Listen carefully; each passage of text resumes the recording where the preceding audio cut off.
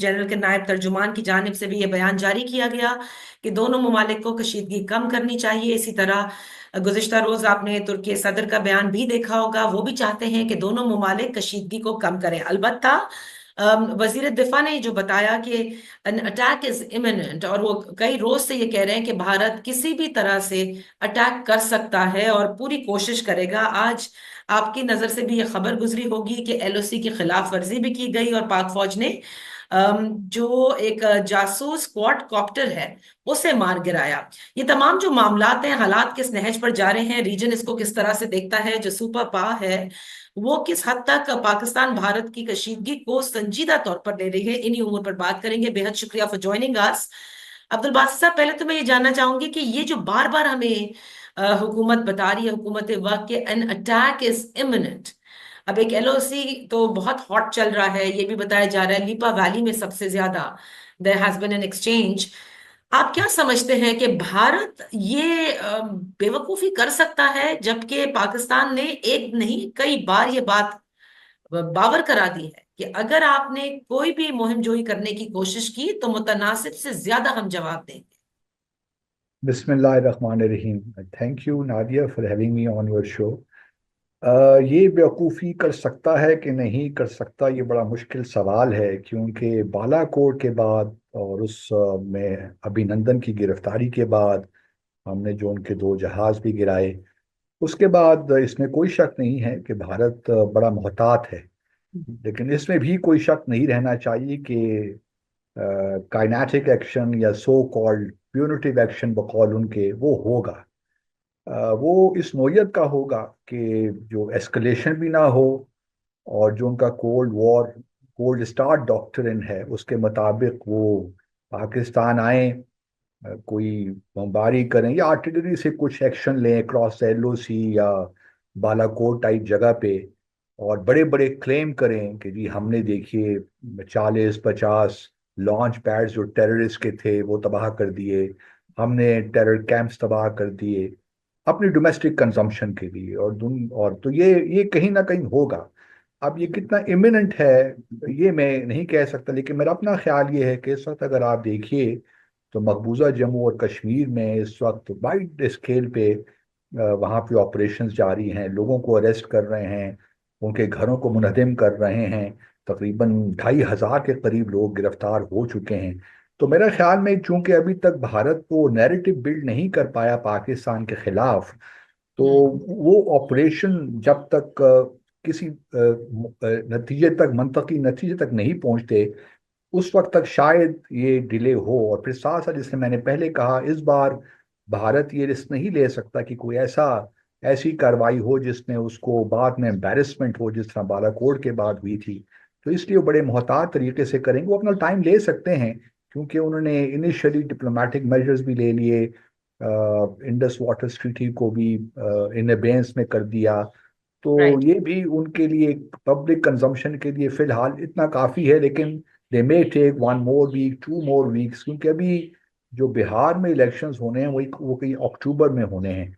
तो इस वजह से अब उनके पास टाइम थोड़ा बहुत है कि वो अपना टाइम लें और सही प्लानिंग करके पाकिस्तान पे एक लिमिटेड एक्शन करें। तो अब्दुल बासित साहब, क्या मोदी सरकार ने ये सोचा हुआ है कि जब जब इलेक्शंस होंगे, दिस इज एग्जैक्टली जो उनकी ट्रैजेक्टरी आप देखें वो इसी तरह की है कि वो समझते हैं कि अपने इलेक्शन जीतने के लिए उनको एंटी पाकिस्तान सेंटिमेंट को इस कदर उभारना है। लेकिन अब तो भारत में से भी आवाजें आ रही हैं, तो ये तो एक तरह से उनकी सुबकी भी हो रही है साथ साथ, स्पेशली आफ्टर पहलगाम। बिल्कुल आप ठीक फरमा रही हैं, लेकिन इसमें अभी तक तो देखिए ना, मोदी और बीजेपी को और आरएसएस को कामयाबी मिल रही है। आफ्टर ऑल मोदी साहब तीसरी बार वजीर आजम बन गए हैं।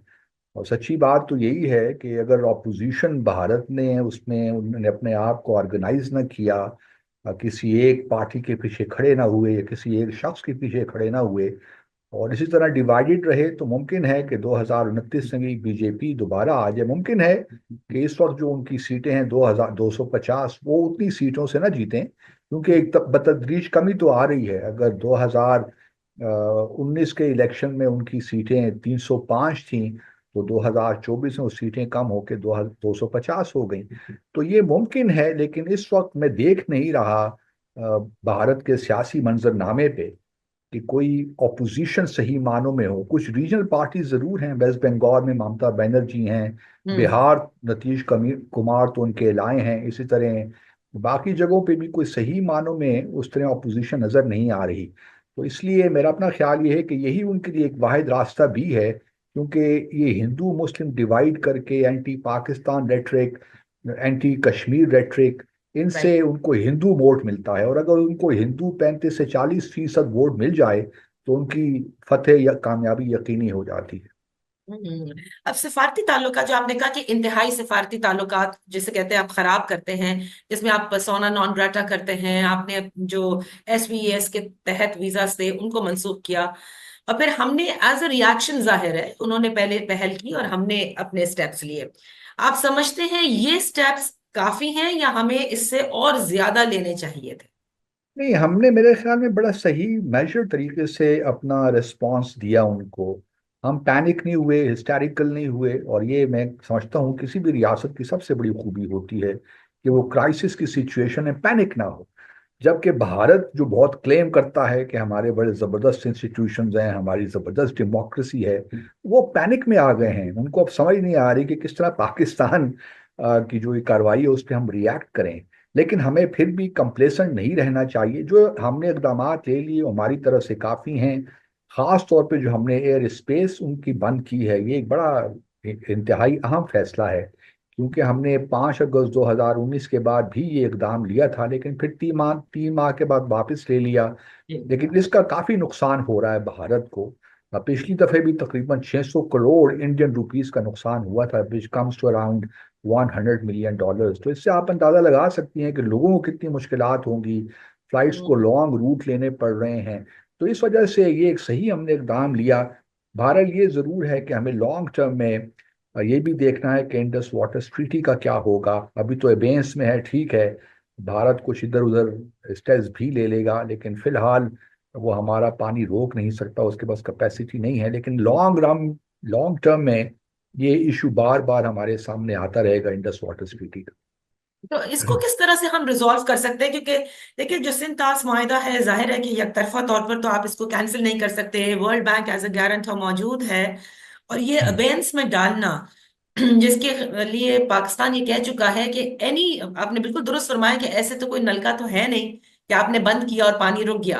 दे have to have some sort of dams in place जिसके कंस्ट्रक्ट होते होते डेकेड्स लग जाते हैं।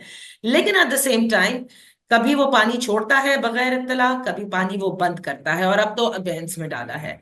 तो अल्टीमेट गोल ऐसा लगता है इस मोदी सरकार का ये है to get rid of this Indus Water treaty.